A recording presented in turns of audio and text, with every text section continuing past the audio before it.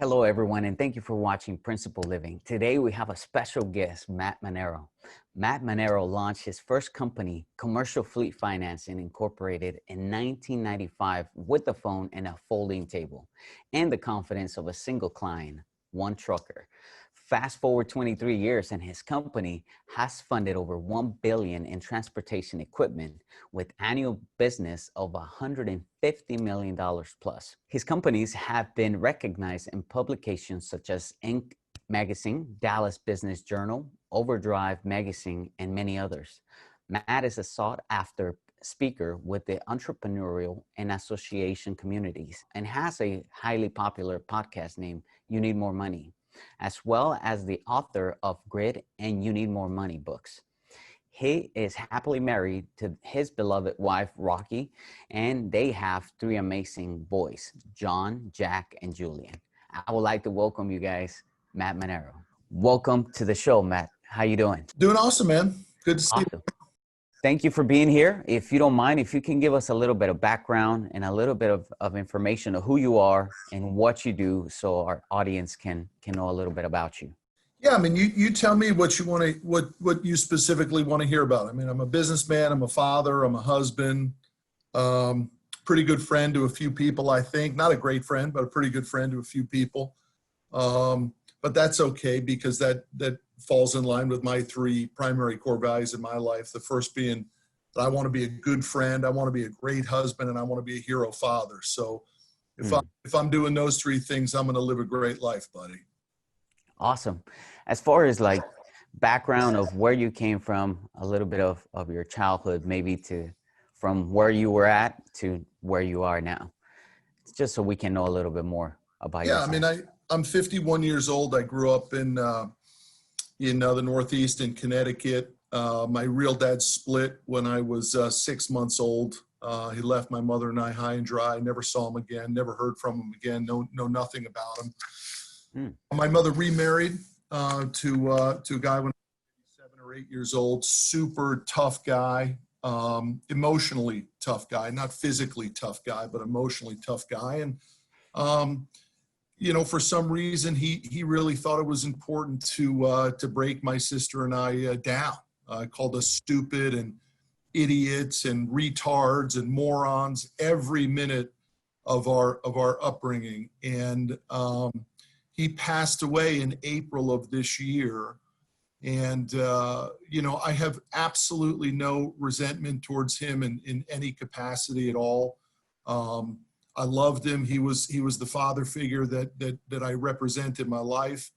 And in a weird, twisted way, I actually thank him for his style of parenting because it created such a thick skin that all those years of building this business and other businesses, every time that customer hung up on me, every time that customer said no, every time that customer didn't return the phone call, I just had such a tolerance for pain, Warner, that it just didn't get in the way. It just didn't stop me. And it stopped so many people. And that's why so many people don't build big, real successful businesses. They just end up quitting or just playing it so safe because they're afraid of the pain, man. I was willing to take it on right away because I grew up with it.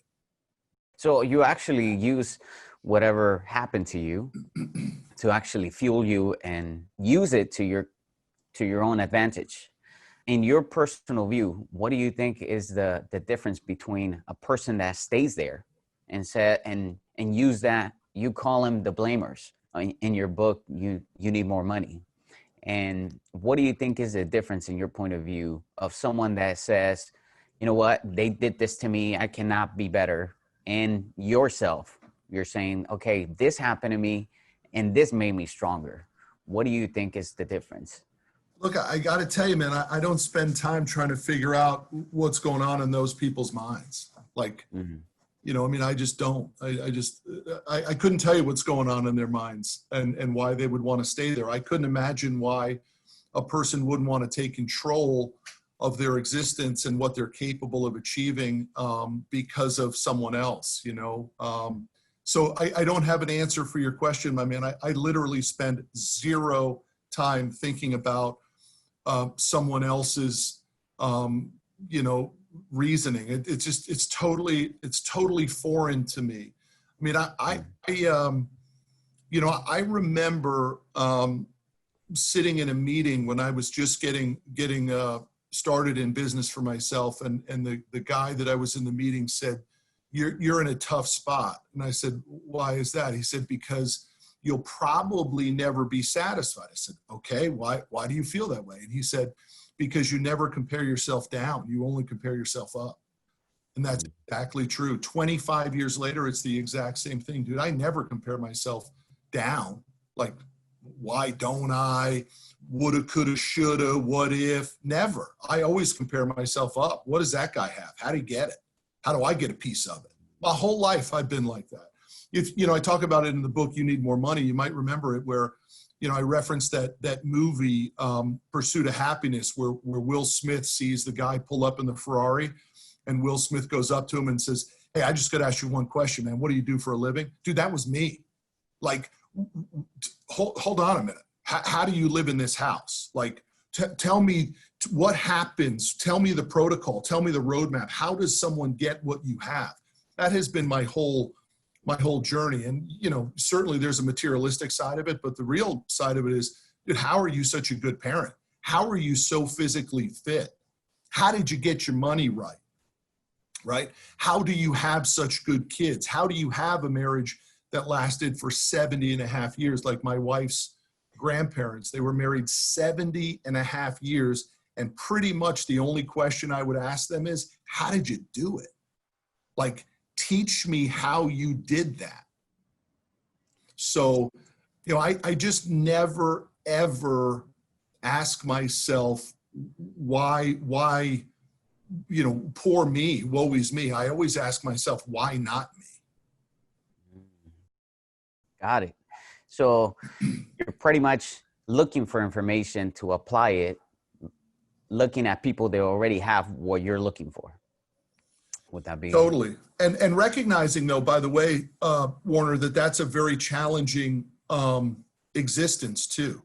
It doesn't make you happy all the time, right? Mm-hmm. In all frankness, I mean, I've been married 21 years, been with my wife 23 years. We have 3 incredible boys. And in full transparency, dude, I'm not present all the time. I'll just be the first one to tell you. And anyone who else says they are, then, maybe they're not going for it as much. I'm not always present. I'm always sort of wondering what's next. And some people might call that a problem. It is who I am. And so, I'm interested in moving forward all the time.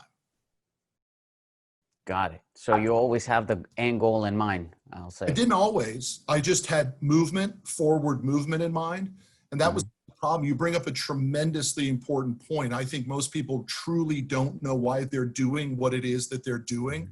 And for me as a business guy, what you end up seeing is you see people just going through the motions in their careers or in their businesses because they truly don't have that definiteness of purpose that Napoleon Hill talks about in Think and Grow Rich. What are you doing it for, right?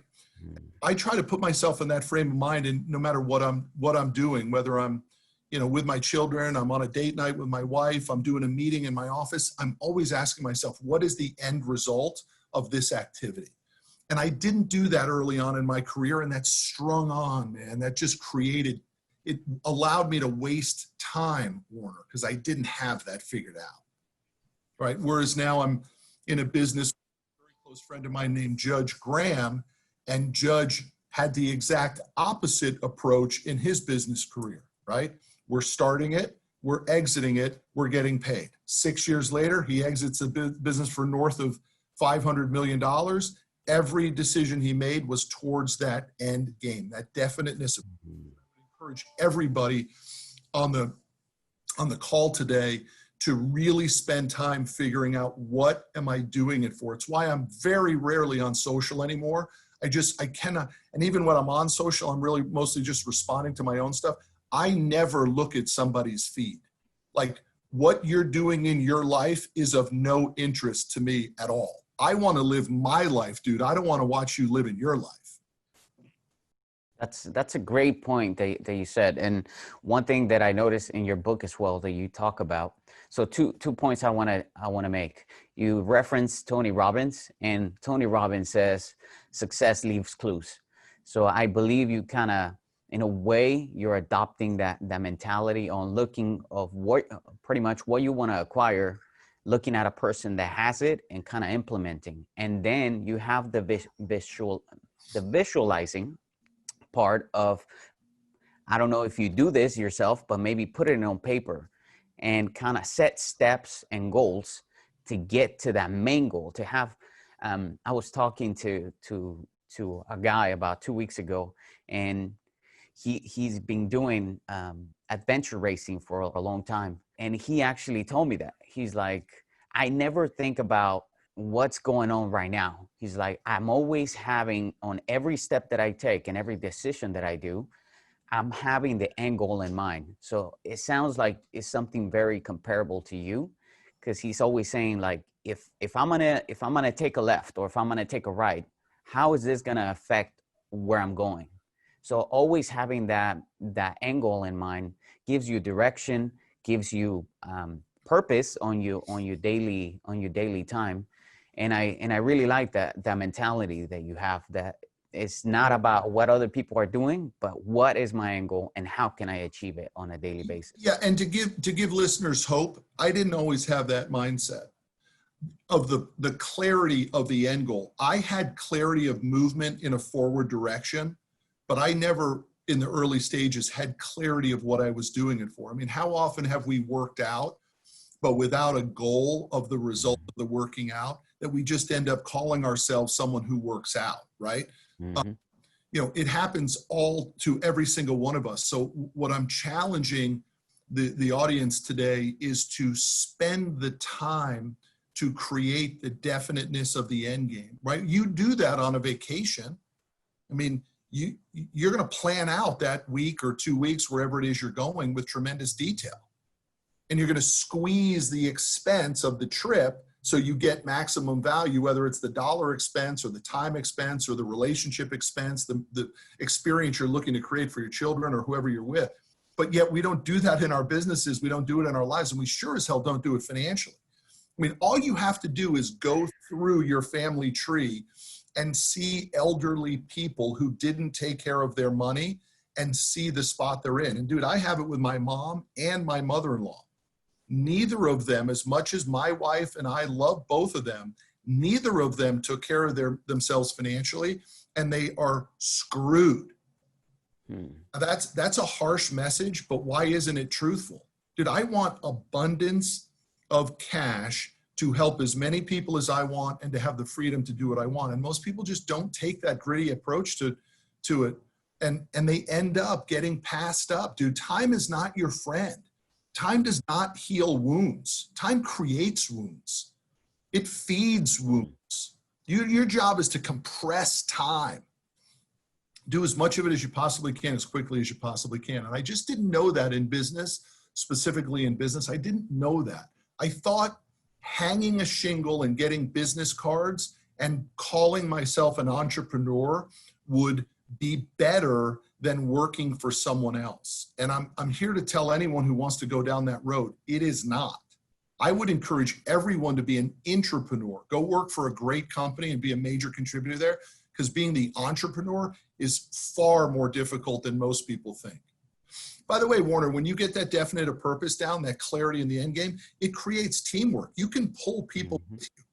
That's how you change from the loneliness of the entrepreneurial journey into the friendliness, the teamwork, the family, the movement. It's because they like the vision you have for them, because they didn't create the vision. So they're using some of yours and they want to be with you.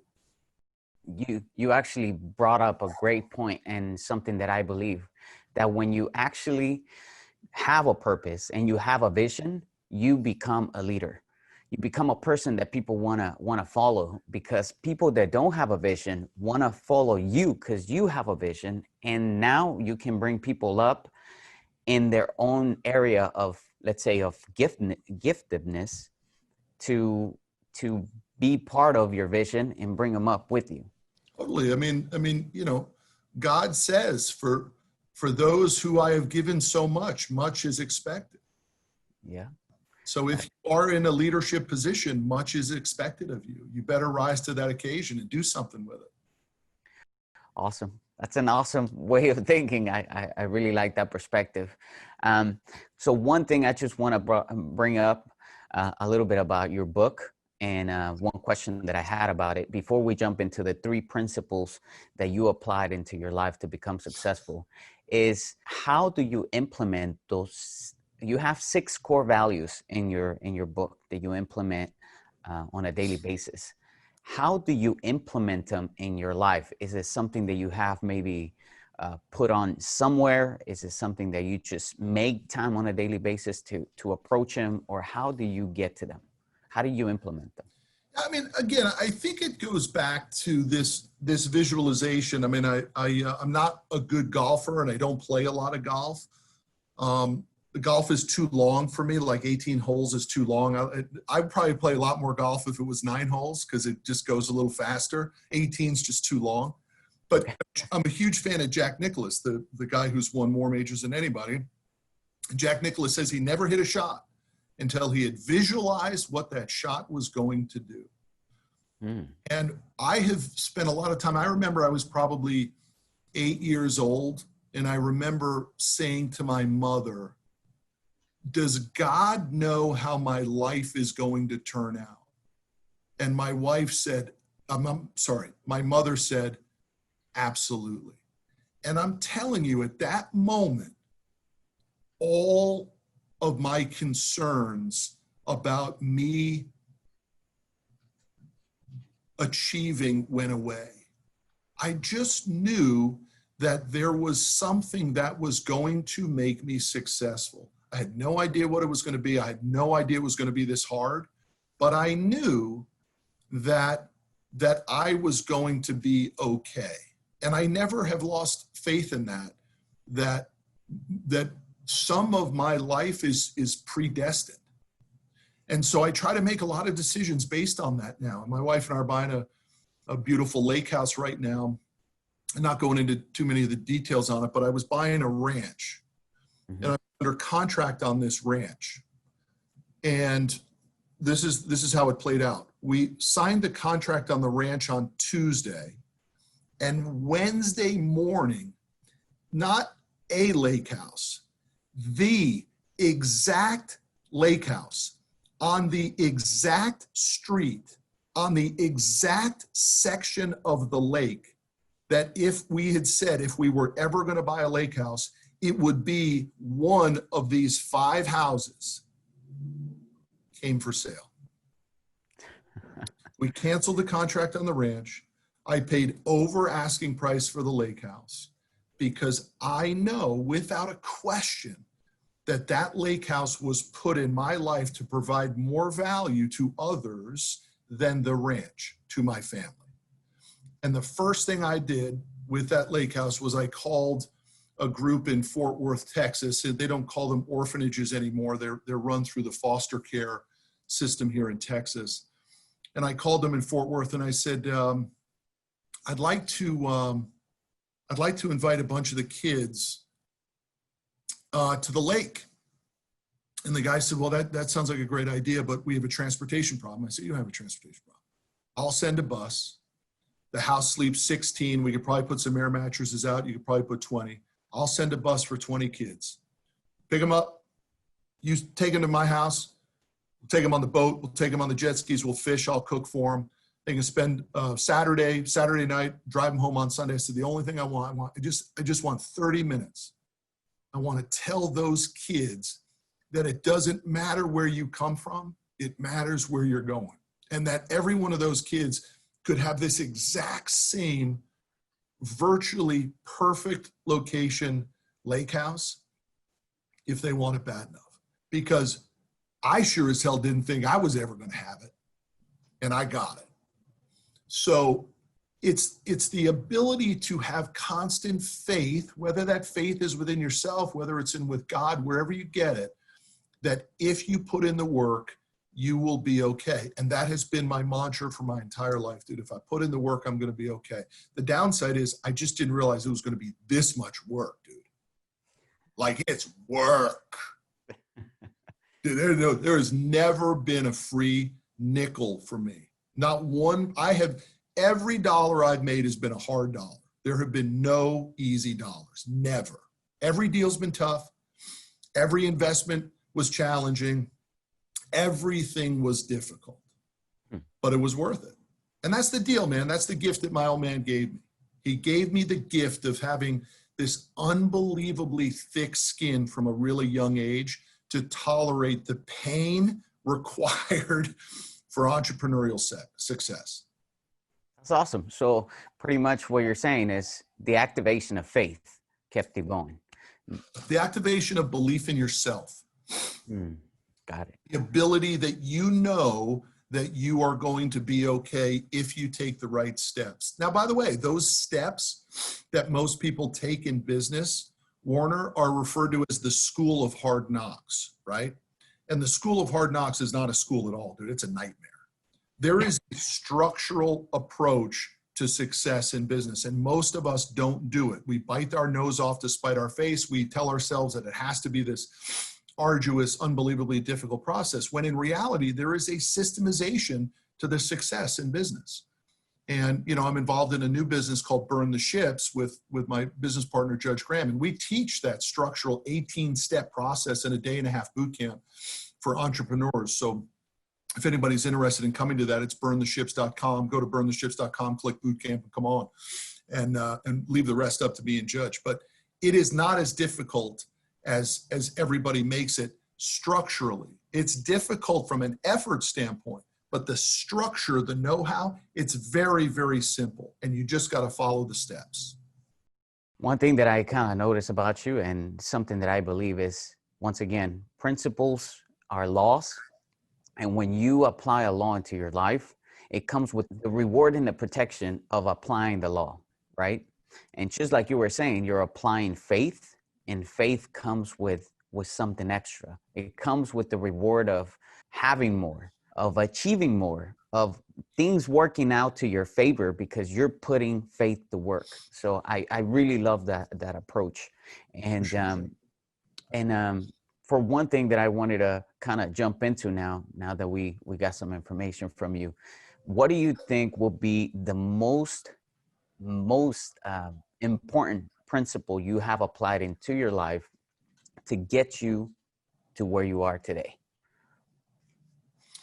Yeah, I think twofold. I think the first is, what are you willing to tolerate, right?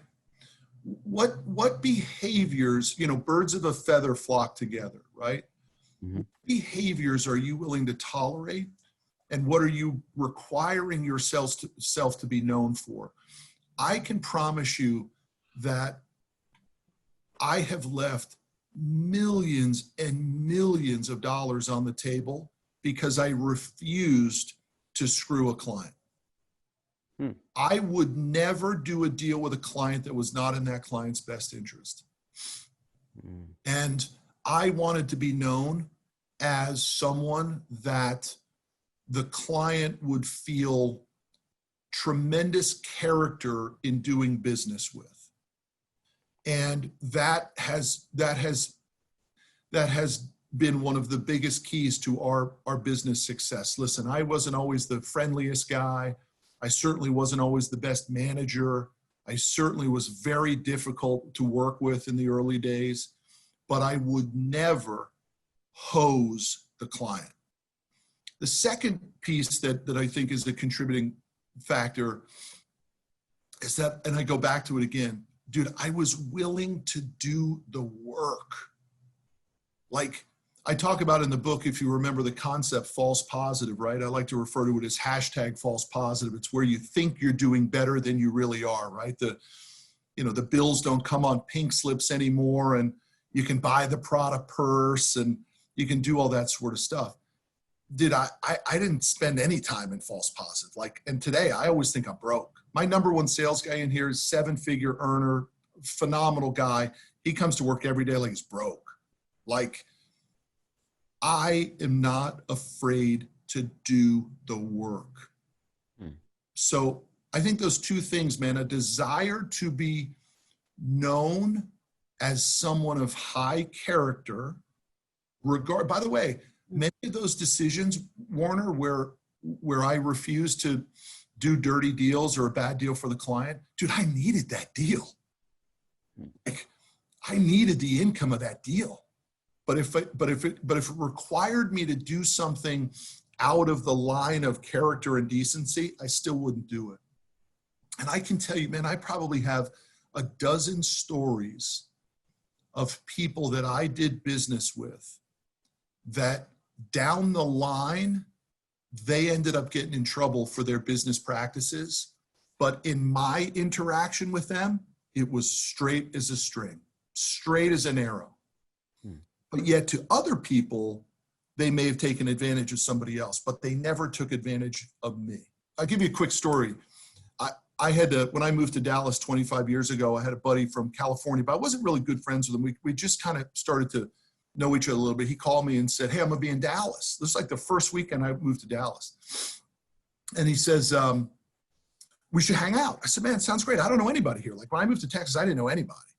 So he calls me the week before he's coming to Dallas and he says, hey man, I'm in New York on business. I got mugged. He's like, they stole my wallet. They stole all my credit cards. They stole my cash. So I'm still going to come to Dallas, but I'm not going to have any money. Can I send you a check? And you cash the check for me and I'll have some spending money. I said, well, man, I don't have a lot of money, but all right. Guy sends me a check. It's $3,000 made out on his girlfriend's bank account. I'm like, this is kind of weird, you know? By the way, like, I only have $3,000, you know, like that's all I got. Long story short, I call the bank. I verify that there are funds. I cash the check. I give him the $3,000. He comes to Dallas. We have a good time. We have fun, hang out. He leaves. A couple days later, my bank calls me and says, hey, that check didn't clear. That check bounced. I said, yeah, man, but I checked the funds and all that sort of stuff. Yeah, but that account's now closed. You got to pay us back $3,000. I said, I don't got $3,000. Right. Man. They're like, well, you got to pay us back, son. So I started calling my buddy. He's not answering the phone, nothing. I finally start calling the girl who the check was written on. She's not calling me back, all this sort of stuff. At least a week goes by. Finally, she calls me back. And she says, guy's name was Jeff. She says, you're screwed, pal. I said, oh yeah, why is that? She said, because Jeff stole my checkbook and my roommate's checkbook. I've been on a cruise for the last 2 weeks and he's been writing hot checks all over the country. Nobody gets their money back. She's like, he committed fraud against me and my girlfriend and everybody's screwed. I said, you need to put me in touch with Jeff. You need to tell Jeff to get in. She's like, I broke up with him, About a week later, I get a call from Jeff. He's like, man, I'm so sorry. I can't believe I did that. I was in a bind, man. I promise you, you'll get your money. You'll get it by FedEx. I'll FedEx it to you tomorrow. FedEx doesn't come. Calling him. I'm calling everybody. I'm going crazy, right? I'm losing my mind. It's all the money I had. But I figure out a way. I start making money again and start surviving. About 3 or 4 months later, on my door, it's FedEx. I open the door. The guy hands me a FedEx package. I open up the package, and in it is a Stride Right Kids toddler shoebox. Open up the shoebox. It's wrapped in newspaper. I open up the newspaper. There's $4,500 in hundreds with a little sticky note that says principal plus interest. Sorry, Jeff. Wow. I promise you, I have a dozen stories like that where people could have screwed me, but they didn't. And I have always taken that high road in business. Now, I haven't always been the greatest of friends. I'm sure my wife would say I haven't always been the most supportive husband at times. But when it comes to trading dollars, I never trade ethics for dollars ever. And I think it's come back to me countless times. Do you think that your character development has to do with the core values you set for your daily life? Or how would you grow or be able to create a character in the way you have it? I think I saw from my old man someone who abused the privilege. I saw it I saw someone with power, the power of being called dad, abuse it. I saw it early on, dude. And I just never wanted to abuse those sort of things. Like, I'm a fighter for the underdog, dude. Like, I don't care where you went to school. I don't care where you grew up. I don't care what your family life is like. Dude, if you want to go to the next level, I'm going to help you. And I happen to have taken a company to do that. I mean, if you looked at their employee base, they're from all walks of life, man. And I fight for the underdog because I was the underdog and I still am the underdog in so many ways. So I think what you're asking about is, how does someone create core values? And then how do they be relentless to it? And I think it's a very personal thing. I knew that I would never cheat on my wife, ever. I knew that I'd never beat my kids. I knew that I'd never screw a client. In the 25 years that I've been in business, and we pay everybody weekly in here, I've never missed a payroll one time in 25 years in business. Every nickel I've owed an employee has been paid. The only payroll I've missed is, any guess? Yours, your own. My own.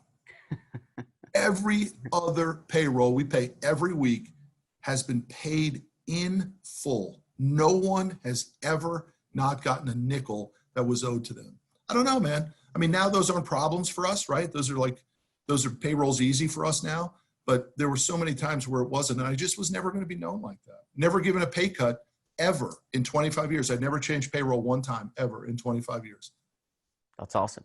The deal we struck is the deal we still strike today.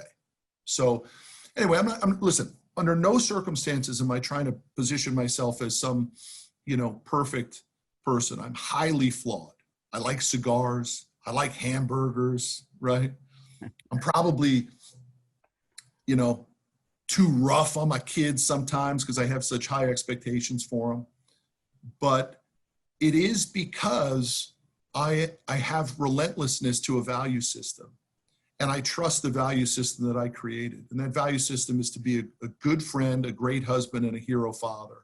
And sometimes I think being a hero father does require you to be tough. I think it's one thing for parents. Warner, do you have any children? No, I don't. I think one of the greatest things a parent can give to their child is high expectations. I think most children are allowed at around 12 or 13 or 14 to begin to develop the roadmap in life, right? Mm-hmm. Sir, you're still on my roadmap, right?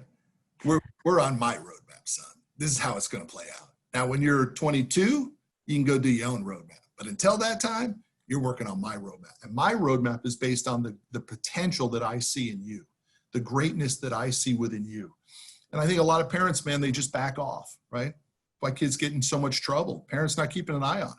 But my wife has a drug test at my house, and every one of my kids knows that at any given time, I don't care whether you're the captain of the football team, the superstar, don't matter. She'll bust out that drug test. We'll test your ass. And we'll see. They ain't doing drugs. They know at any given time, Rocker will whip out that drug test and you'll be tested. It's an expectation that I have for you, that you will not drug under our roof. It's just not part of our existence. And so many other kids are drinking and smoking weed and vaping and all that sort of stuff. It's just an expectation in our house. You won't do it. That's awesome. I don't know if what I'm telling you is helpful or not. I can just encourage people that getting that core value system dialed in and becoming relentless to it won't let you down. I like that. I like that you actually implement the principles and your core values, not only by saying it, but reinforcing them. Because just like you said, you have a way to check. So you can check on people like, okay, if you're going to be doing drugs, it's going to be unexpected and I'm going to check on you. So you're not only putting the principle into practice, but you actually have a system to be checking on them too, which I think it's awesome. I really like that. Yeah, I mean, if you cheat on your wife, you and I won't do business together. That's just the way it plays out, man. I just don't do it. It's not, if you're going to do that to the gift of marriage, you're going to screw me too, buddy. I like that. I mean, does that need is that like a difficult concept for people to get their hands around? No. What do you think, the guy's going to change? No, man, you're going to get hosed too. So if a guy's willing to do that and drop his character to his spouse or to his children and be known in that capacity, it's just not a place I want to play. But dude, don't get me wrong, man. Like, I'll smoke a cigar with you. I don't drink anymore, but I used to drink way too much. You know, I'll take down 5,000 calorie pizza. I won't even blink an eye of it. So there's a lot of people that would say, dude, you have no discipline either, Manero. And in some capacity, they're 100% right. But in capacity of legacy, of reputation, of leading, you know, I think core values is the only way you do that. And being relentless to it is the requirement. Create them and then be relentless to them. If you just look at the older people that you know, you look at them for their character, dude. You look at them for their, right? Just think of a grandparent who may not have made a lot of money, but you knew where they stood.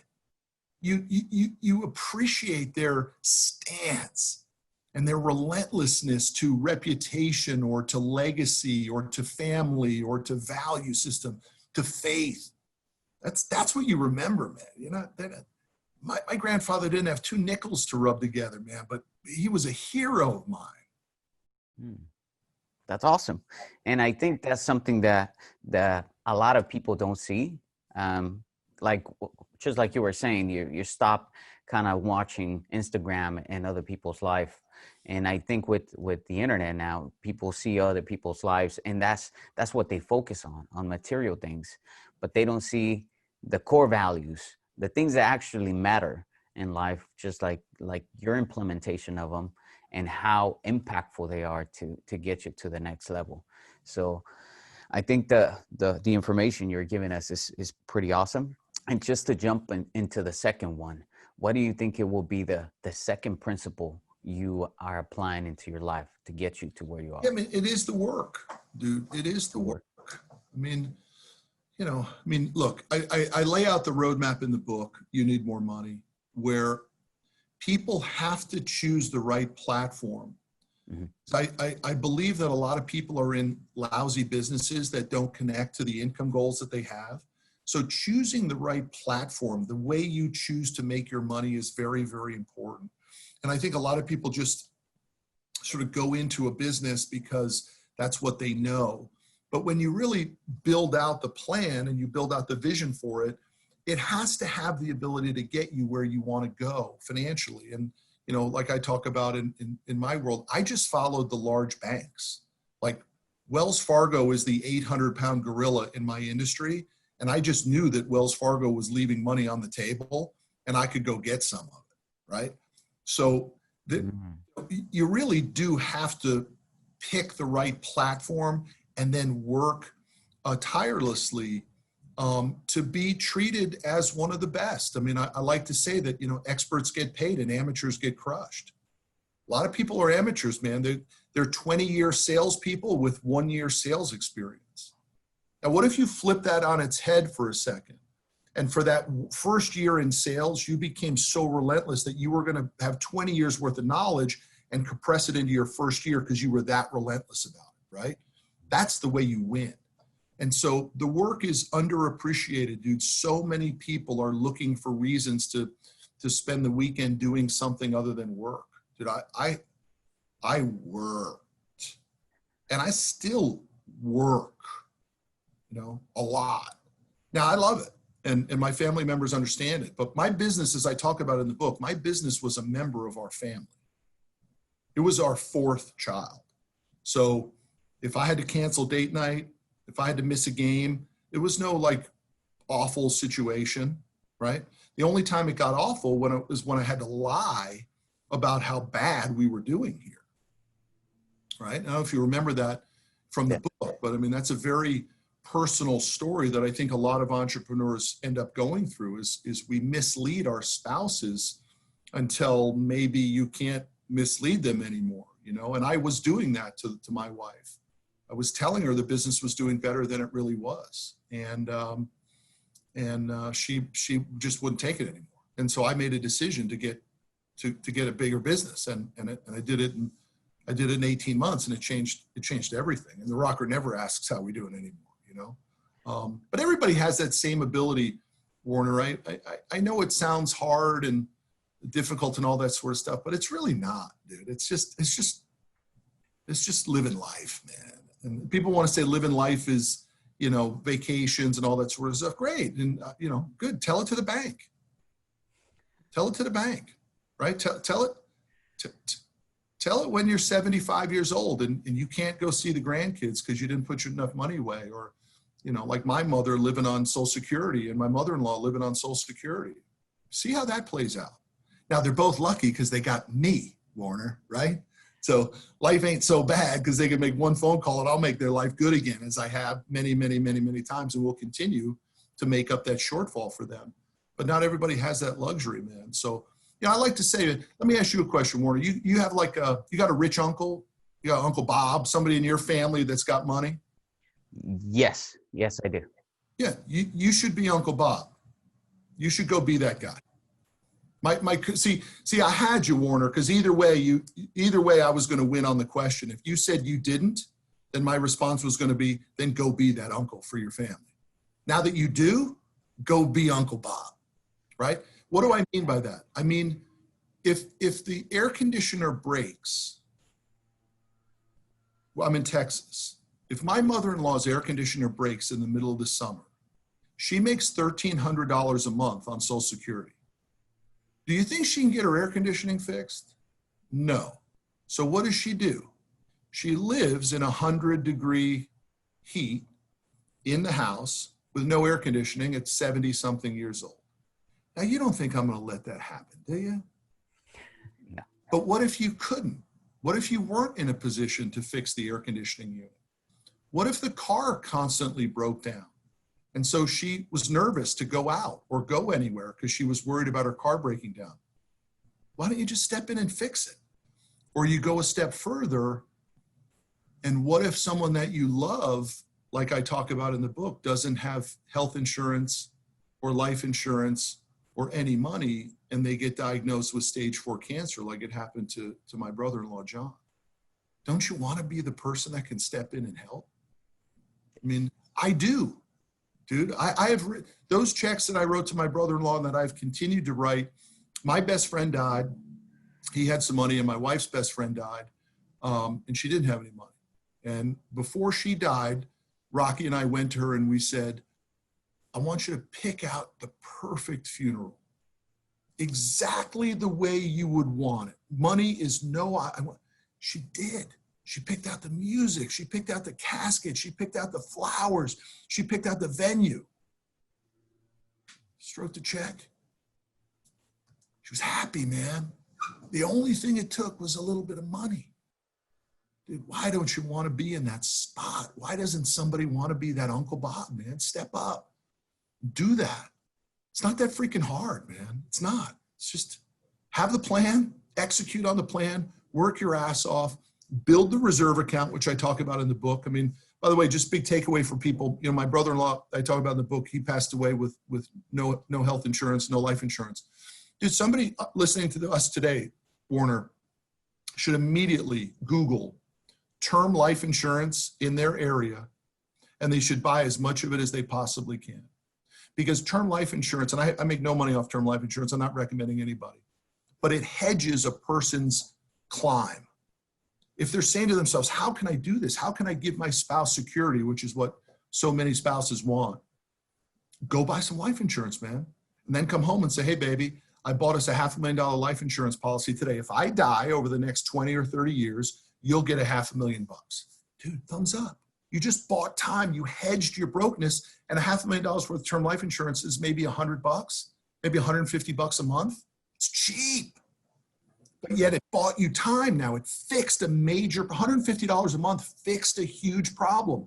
What happens to our family if something happens to me?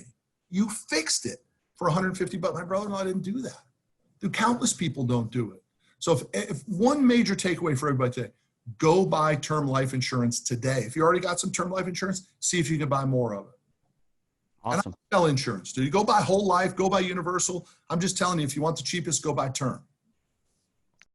So one thing that I I want to point out that you were talking about, you said to work is your principle, and you talk about compression. And one of the things that I got from your book was that you were in a tough spot, and then it got to a point, just like you were saying, that, you know, the light turned off, and your wife actually knew that the business was not going too well, as you were saying. And then from there, you took 18 months and you got to a better position. So the concept that you have in your mind about compression kind of stood out to me right now, um, going based on that story, on the 18 months. So can you talk a little bit about how you were able to compress what you already went through to create the company that you have today in 18 months and skyrocket what you were doing? Yeah, I mean, I reached out for help. So again, just a little context on the story. We were doing $36 million a year in business. And that sounds like a big number, but we're in a low profit margin business. So it was actually a challenging profit for me personally. We were reinvesting in the business too, very heavily at that time. I wasn't able to take a lot of money out of the business. And I said, the hell with it, man. And the rocker said, the hell with it too. She's like, you promised me, man. When is this thing going to turn around? Like, when is it going to get great, right? And I said, that's it. It's going to get great now. And I went out and I hired somebody, and he built me a 3-year strategic plan to get the company to 100 million bucks. And I did it in 18 months. And it changed everything, dude. All the financial concerns changed. By the way, that same company will probably do 200 million this year. In COVID, we're having an unbelievably strong year despite a COVID. Why? Who would have guessed that, you know, people would be at home buying stuff on the internet, and all of it has to be delivered on a truck, right? Because we finance truckers. So who would have guessed that every time someone buys on Amazon or on Walmart.com, you know, all that stuff goes to a warehouse on a truck, and from a warehouse to your house on a truck, and our clients are hauling it. So we're pretty much as busy as we've ever been, to be honest with you, because of that phenomenon. But that goes back to picking the right platform. Dude, I knew the transportation was going to work. Like, I knew that transportation was vital to the American economy. So if the economy was growing, that meant transportation was going to grow. And that is how it fortunately has played out. That goes back to that platform. So again, the concept you're asking for is this personal desire to change, and then reaching up to get the help. I paid for that plan. That was not free. I didn't go to, like, you know, somebody who I kind of thought was, no, I went to the best in the industry. I paid up, said, I want you to build me the plan. He built me the plan, and then I simply executed on it in 18 months, which is the exact same thing that most people will do, Warren. Most people will climb the hill. We just climb the hills that are too small because we don't lay it out. So when we get to the top, we look back and we're like, man, I should have climbed higher. I lost 50 pounds last year, and I lose the weight. You know what I say to myself? Man, I should have gone for 100. Like 50 wasn't enough. I should have pushed harder. 4 months I did it. I was like, man, I should have gone harder. Everyone will ask themselves, once you achieve the goal, you will look back and say, I should have set a more aggressive, more difficult goal. I didn't push myself hard enough. And so, you know, Cardone talks about that so much in his book, The 10X Rule, right? He talks about setting larger goals. He talks about everything is going to be more difficult. So make sure you create it big enough. And I couldn't agree with him more on that. Same concept in business, man. I'm doing I got an interview tomorrow where we're talking about the $1 million lie, right? Everyone thinks that $1 million in revenue in your business is some milestone. Dude, it doesn't mean squat. I don't know who's telling that to people on social. $1 million in revenue doesn't mean anything, especially if you have a partnership. Listen, if you're making a 10% profit margin and you do $1 million in revenue, that's $100,000. You got a partner, 50-50 partner, that's 50 grand. You got taxes on top of that. That $1 million didn't do anything for you. The number that most people should be shooting for in their business is $5 million in revenue and a 20% profit margin. Now you're moving the needle. Now you're climbing a real hill. $1 million doesn't mean a damn thing in business. And that's what people don't teach, man. And we do it at our Burn the Ships boot camp. I hate to keep coming back to it, but I'm so purposeful about the Burn the Ships boot camp. We teach the language of business the way I wish somebody had taught me. Awesome. Well, we'll put that link, if you can share with us, we'll put that link on the video so people can go and look at it, and they can check it out if they want to scale their business. One thing that I noticed when you were saying something right now is potential. And I think you talk a little bit about it as well in your book. And I believe the goals you have, goals based on the potential you think you have. But once, I believe that, as the Bible says, that we are creatures of unlimited potential. And just like you were saying, we put one goal in our minds, we reach it, and now once we're there, we're like, okay, I could have done better. So you understand every time you break a milestone, you understand that you are able to do more. So the more boundaries, let's say, you break, the more you understand how much potential you have. Yeah, I mean, that's one of my biggest takeaways of that book, the 10X Rule from Cardone. That was one of the best books I've ever read, because it was the first time in my life that I read a book and I was like, man, this guy's talking about language. Like, this is exactly how I think about stuff. And that's why I love that particular 10X message so much, which is that, you know, the only thing you realize when you start to reach your potential is that you have more potential, which is exactly what you just said. That is true. So it's great stuff, Mr. Manero. To go and jump into the third one, to segue into it, what will be the third principle that you can tell us that you have applied? I think you have to constantly ask yourself, who is in your room, right? Who are you really surrounding yourself with? And do they align properly? You know, I remember hearing a quote one time: one of the greatest gifts you can give your children are the people that you bring home for dinner.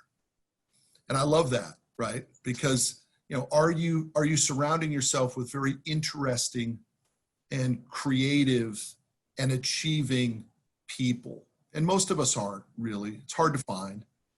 Even though I have found that when I've reached up, most people were very gracious and they want to help you. They're not really, the concept that, you know, successful people don't want to help is just, I've never experienced it, to tell you the truth. And I mean, I found them all, every time I've asked for something, I found people very gracious to give it to me, you know. Those that have a lot, right? Those that have a little, the scarcity mindset is a different story, right? They want to sort of hoard their nuts like a squirrel. But so I would challenge everybody to take stock in who is in their room, right? Who and what are you surrounding yourself? What are you taking in? Ask yourself, who am I watching? Who am I listening? And who am I reading? You know, and again, the answer to that today is most people don't know, and they're scrolling through their social feed, and it is occupying way too much space in their brains. And so I would challenge people to do that. Who is in your room? And then the fourth piece, if I could add to that, is then you need to put the doorman principle, like you were referencing earlier, right? Then you have to have the protector, this fictional character that stands in front of your door, and everything has to be filtered through it, right? Again, what do they stand for? What is their value system? What proof do they have that their value system is really what they choose to live with?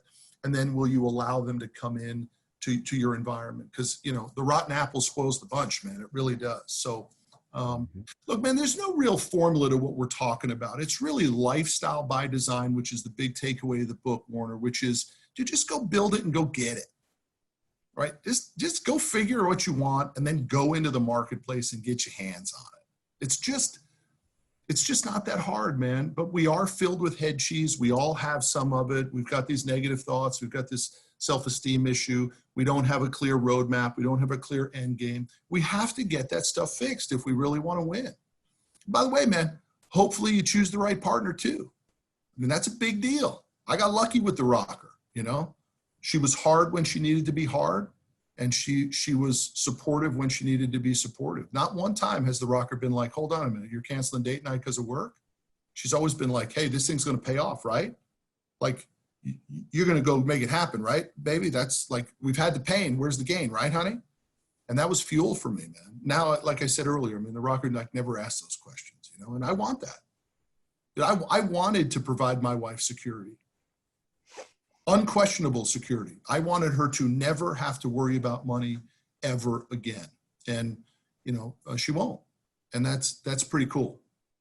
Yeah, that's actually an awesome thing, and you are absolutely right that whoever you have as a partner can actually bring either a lot of value, or it can harm you in a bad way. So choosing the right person does matter. But as your principle, or the third one that you talk about, I believe to narrow it down is environment. To be in the right environment with the right people, with the people that want to be better. Just one question that I have for you. How are you said, like, and it made me think, to tell you the truth. You said when you asked people that had more than you, they were able to give and kind of provide to you a little bit of information or something towards you to help you become better. And one thing that I notice about myself is sometimes I reach out to people and they wouldn't help, right? And just one point that you just told me, and it made me realize something, is maybe I'm asking the people that don't have enough. Like, the more you have, the more abundance they have, the more willing they are to give, because they have an abundance. They don't have a small amount which they try to keep. So I really like that mentality. But, and just wanted to point that out. But how are you able to grow your environment? Is there a way that something that you implemented to grow it and to reach out to people that can actually contribute to yourself? Yeah, I mean, I literally fell on the sword and began to say, I'm looking to build my network of people who can help me. And I talk about it, the storyline in the book, where it brought me to a gentleman named Rick Sapio. I literally went around for a number of months to different events, and I paid for access to those events with highly successful people. By the way, I want to be crystal clear, like the people I'm talking about, like, I'm not talking about like, social media influencers. You know what I mean? I'm talking about like just successful people. The most successful people I know, dude, with the exception of just a couple, like, they're not on social. Okay. Like, you don't know them, and it's just the way they want it. But yet they have an insatiable appetite to learn and get better. So I would go to these events. They cost me money. I'd spend $1,000, whatever it was, to go to them. And I would say, I'm looking to build my network. I'm in Dallas, Texas. Who do you know in Dallas, Texas? And they would give you a name. And then I began to hear this one name in a number of different circles. So I reached out to him, my buddy Rick Sapio, and Rick Sapio has been a major influence in my life as it relates to the formulation. He wrote a book called Who's in Your Room? The formulation of a value system that can be protected by the doorman. And, that was a highly impactful relationship that was created because I got open and honest with people. Like, the one thing the Richies don't want you to do is try to BS them. Like, dude, the Richies know whether you're trying to BS them or not. So I've learned that I better come with humility in my ask and specificity too. I'm looking for help in this area. I'm looking for tax planning. I'm looking for fitness. I'm looking for company culture. I'm looking to hire a new executive manager. Who do you know that might help you with that? But if you come with a throw up on them, I'm just lost and I want your help. Dude, nobody has those answers. Those answers lie within the individual, not with the network or the mentor. The individual has to figure that stuff out. I remember being with someone, and he asked me a question. I said, I think. And then I gave my answer, and he stopped me. He said, your biggest problem is your thinking. You have to know. Stop leading with I think and start leading with I know. Oh. It was a wake-up call for me. Like, okay, you're not here to help me think. You're here to help me if I know. I get you. Got it. That's powerful. And one thing that I wrote, the way you ask will matter, right? And I think that's kind of what you're saying. Dude, if you don't ask someone way up the food chain by leading with humility, I'm not there yet. I'm looking for some assistance. I want to go here, but I'm not there yet. Could you give me some assistance? They will help you. But if you go there and you try to be their equal and, you know, you're this, you're all this and you're all that, you're not all this and all that. And I had a meeting with a billionaire one time, and you know, it was one of the biggest wake up calls. You know, specifically, I'll tell you the takeaway, not necessarily the story, but he asked me, how many projects do you have going on in your office at one time? And I wanted to impress him, and I said 50 projects. And he goes like this, no. He says, you know how many projects we have going on in this office at any one time? He says, 1 or 2. He says, I pour all our company resources into 1 or 2 projects. He says, at the end of the year, we complete 52, maybe up to 104, and that's how you move the needle. Right? So, you know, again, I got lucky in that one that he gave me a nugget, but most people would have been like, oh, well, good luck with those 50 projects. And then you would have left and they would have been like, oh, that guy's a piker, man. Look at that guy. He didn't even know what the hell he's talking about. You know what I mean by piker? No. A piker's a stock market term for a guy who's like always talking about stocks, but never pulls the trigger and buys any. You know, he's like, oh, yeah. I know all about that one. Yeah, did you buy any of that? No, I didn't buy any of that. Yeah. Oh, that's it for it. Did you buy any of that? No, I didn't do any of that yet. That's called a piker. Awesome. I'm going to use that now. Awesome. So just to recap everything, we're saying the 3 principles you applied is to how much are you willing to tolerate, be willing to do the work, and be on the right platform. And the last one is your environment. Ask yourself who's in the room. And I believe that all 3 principles are very valuable. I think it's something that if somebody applies it, it will make a difference into their lives. So I really appreciate the time you gave us, Matt. And if somebody wants to reach out to you, how can they get in contact with you, or especially for your boot camp? I know you gave us the website already, and I'm going to put it on the description for the video. But is there any other ways that they can reach out to you, maybe get your book or anything like that? Yeah, I appreciate you asking that. Look, I really do think the greatest way for me to have a relationship with someone is if they could read the You Need More Money book, because I think it's such a misleading title. Remember, that title was not picked by me. That title, the original title of that book was I Need More Money. And the publisher who bought the rights to it changed it to You Need More Money. And it's a little bit misleading. People need to understand the story of the book, which is the story of my brother-in-law and being in a position to help him, and using that story to not only wake people up to the need of being more financially conscious, but then also the second part of the book, which is the roadmap that helps people get it. And so I think to build a relationship with me is to do the work and read the book. And maybe get with me and say, this book impacted me in this way. And I get so many messages from people that tell me that book did impact them. And it's so meaningful to me that it makes me want to help them further. But, and by the way, I'm not buy the book, don't buy the book.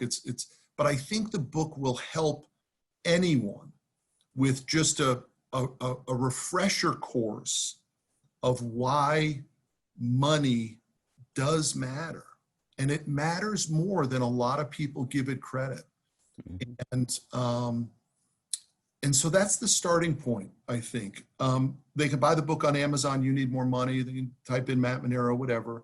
So there's a number of different ways to get to me. But remember, Warner, I'm not in the coaching business. Like I don't have a product to sell other than a book. And if people want to come to my boot camp, great. Go to burntheships.com.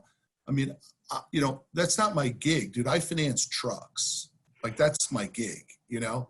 I just happen to have written a book that helps a lot of people that pretty much triggers this interview. But like, you know, I'm not like, you're not going to pay me $500 and get, you know, half an hour's worth of my time for some coaching program or anything like that. It's just it's not part of my ecosystem. I want people that have ambition. I talk about in the book, Unbridled Ambition, just this, I'm going to get it. And so go get the book and get fueled by the book. And then hopefully we'll see each other down the road. Well, the only thing that I'm trying to push people into is, I believe you have really great content, and really your character and core values are really they stand out, and I believe some people can actually learn from you. So that's the reason. I'm not saying that you have something to sell them, but I think it's very valuable. So if somebody needs it, to go and get it. Yeah, So, man, I appreciate that. Funny thing too, there's one thing we didn't talk about here today, but there's another element of all this, which is time. I mean, we compress time, but I stopped recording You Need More Money podcasts a year ago. We did 183 episodes and I stopped recording them. And the guys in our marketing department came to me and they said, have you seen your You Need More Money numbers? I said, dude, I haven't even looked at those podcast numbers. They're like, you get 3 times as many views and downloads on your podcast now than you did when we were recording 2 episodes a week. And so it gave me energy to start re-recording You Need More Money podcasts, which we've started to do in the last couple of weeks and launch them. My point is that sometimes, man, it just takes a little bit of time, right? Things just need to marinate. You just got to be in the fight. You got to be in the game, It's not a quick return. Sometimes the good stuff takes longer. And I thought that was so amazing to me that here we are pounding and grinding and pumping out these podcasts and all this sort of stuff. And a year of not doing one, and it does so much better than we were doing 2 a week. It just tells me that you have to stay in the game for a long time. I truly believe that. If you see pretty much history, I think the companies that are more successful are the ones that have been able to withstand the time. The longer you're in business, the larger you become, just because of recognition, branding, and all Credibility. of this. Correct. So, and weight of, let's say, of learning. So throughout time, you start learning, just like you were saying, you got to a point, you compress the time now, you got somebody to help you and reach a higher level for yourself. So I think the more you are able to endure throughout time, the longer, the greater you will become. And I think that brings us full circle to it comes back to that gift that my old man gave me, which was this alligator thick skin to be able to endure the pain long enough to get to the other side and get the game. That's exactly what an interesting, amazing closing of the circle today. Isn't that funny? You're summing up how we started, and who would have ever guessed that it would have started in that way, that somebody pounding on you is actually one of the reasons that it's worked out. Isn't that funny how it works? Yeah, like I said, for me, and that's why I brought up the question at the beginning, because I truly believe that some people, and like I said, I don't waste the time to try to figure it out, but I do see it, that some people, whether something good or bad goes on in their lives, you can either use it for good or you can use it for bad. In your perspective, it was you used it to fuel you to move forward. And that's what I wanted to see. What was your approach on that, to see what was the comparison, right? Like what is your experience that made you use that as a fuel? Because a lot of people get stuck there and they're like, you know what, this happened to me. This my parents didn't tell me anything good, and they just stay there, but they don't do anything about it. But on the other hand, you grabbed it and you used it for your own good, to fuel you, to actually create a thick skin, just like you said. So I thought it was awesome. Thanks, man. I'm also super sensitive though to the fact that you do want to break that chain too, though. You know what I mean? Yeah. Like you don't like it's Can be a little too much sometimes. Not exactly how I'm parenting my boys. You know what I'm saying? And by the way, there's double sides to that too.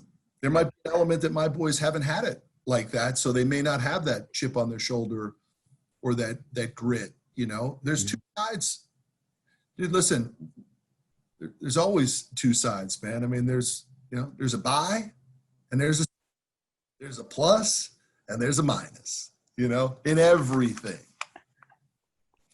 That is true.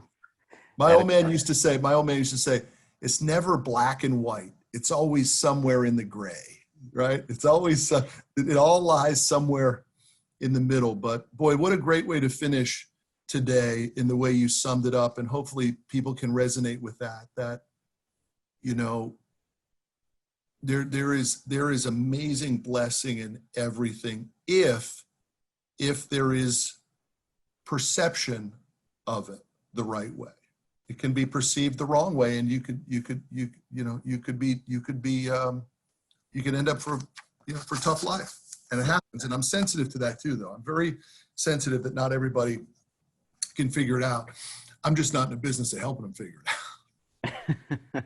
Well, I really like that. I really like the way you put it. So once again, Matt, thank you for being here. Thank you for taking the time. I believe it was an awesome interview, and you gave us a lot of nuggets, a lot of information that is very valuable. So I really appreciate the time that you took to be here, and thank you really for being here. They were great questions, and thank you for reaching out. It was a pleasure to be with you today, buddy. All right, thank you. And thank you guys for watching. If you guys need to become better in your business, reach out and go to his boot camp. I think it will be a great value to you guys. And once again, Matt, I really appreciate it. Thank you for being here. So.